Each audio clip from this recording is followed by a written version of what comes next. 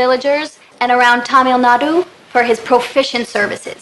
Now today he is here to talk with us about this social activism, which has changed the fortunes of many of the... Hello? யாரா இருக்கீங்களா? அமைதியா இருக்குது.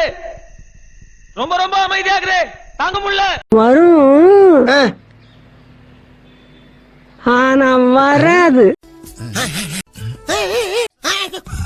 பீத்தரைக்கு வந்த பிசின மாறாது. இட்லி எப்பா இட்லி போட்ட சமான எவ்வளவு பெரிய பூகம்பம் வந்தாலும் சரிடா நீ ஒரு ஆள் எஸ்கேப் ஆயிரப்பா. என்ன பசி நின்னுட்டாடா. ஐயோ அதுக்குள்ள பாச காலி பண்ணிருப்பாங்களோ.